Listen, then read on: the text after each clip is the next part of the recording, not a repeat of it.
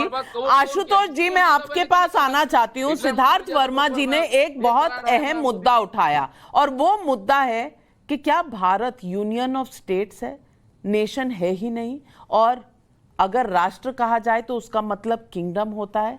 मैं पूछना चाहती हूं कि ये समझने में गलती है, ये संस्कृत ना जानने का एक साइड इफेक्ट है, या ये एक मानसिकता है जो राहुल गांधी जी ने दर्शाई जब उन्होंने सिद्धार्थ वर्मा से तर्क वितर्क किया? देखिए, सरकार और सरकार के साथ जुड़े हुए लोग अगर राहुल गांधी का मजाक उड़ाते हैं तो उसमें कोई मुझे हंसी वाली बात नहीं नजर आती है। राहुल गांधी इस देश के अंदर राष्ट्र को लेकर, नेशन को लेकर, किंगडम को लेकर, लोकतंत्र को लेकर कई तरीके के विचार हो सकते हैं, कई तरीके की विचारधाराएं हो सकती हैं, उनकी अपनी परिभाषा हो सकती है। अगर भारतीय जनता पार्टी आरएसएस ये मानती है कि भारत एक सांस्कृतिक देश है, उसकी सांस्कृतिक एकता है और वो अपने राष्ट्र को, नेशन को अगर सांस्कृतिक पॉइंट ऑफ व्यू से डिफाइन करने की कोशिश करती है तो ये उनका अधिकार है। लेकिन वेस्ट के इंटेलेक्चुअल्स अगर ये कहते हैं कि India is nation in making और पूरी दुनिया में जो राष्ट्रवाद और नेशन स्टेट का कॉन्सेप्ट है वो इंडस्ट्रियल रेवोल्यूशन के साथ साथ शुरू, तो एक अलग तरीके की परिभाषा। मेरा कहना यह है कि विपक्ष के नेता का इस तरीके से मजाक उड़ाना, मुझे लगता है ये विपक्ष के नेता का मजाक उड़ रहा है सिद्धार्थ वर्मा, या विपक्ष के नेता देश का मजाक उड़ा रहे हैं? आप क्या समझते हैं?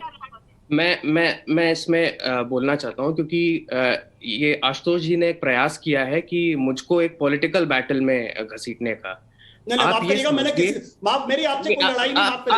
देखिए, मुझे अपना तर्क रख दे, मुझे अपनी बात रख लेने दीजिए, मुझे अपनी बात रखने दीजिए। आपने ये कहा कि सरकार से जुड़े जो लोग हैं, मैं आपको सबसे पहले बात बताऊं कि हर व्यक्ति जब भी, जैसे ही वो भारत के बाहर कदम रखता है तो वो भारत का एक राजदूत हो जाता है, चाहे वो पॉलिटिशियन हो, चाहे वो छात्र हो, चाहे वो एक और भी कोई व्यक्ति हो। और हम जब एक इंटरनेशनल स्टेज से कोई बात कर रहे हैं तो हमको पता होना चाहिए कि हम क्या नैरेटिव सेट कर रहे हैं। उसके अलावा जो आप कह रहे हैं कि कोई नैरेटिव है कि भारत एक सांस्कृतिक धरोहर है भारत की, ये एक नैरेटिव नहीं है, एक हिस्टोरिकल फैक्ट है। जब 1893 में स्वामी विवेकानंद शिकागो गए थे और उन्होंने पहली बार अमेरिका में एक भारतीयता और भारत को इंट्रोड्यूस किया था, तो क्या उनको वहां जाके ये कहना चाहिए था कि नहीं, हम अभी नेशन नहीं है, हम कुछ टुकड़े हैं, हम कहीं जाके बनेंगे आगे चल के? नहीं, उन्होंने कहा कि we are a nation and we are proud of our values.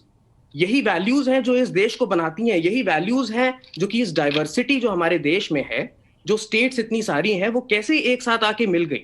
USSR क्यों नहीं बन पाया, यूगोस्लाविया क्यों नहीं बन पाया, यूनाइटेड अरब रिपब्लिक क्यों नहीं बन पाया? एक लीगल डॉक्यूमेंट क्या एक राष्ट्र बना देता है? ये एक नैरेटिव सेट करने की कोशिश है, क्योंकि ये कई बार बोला गया।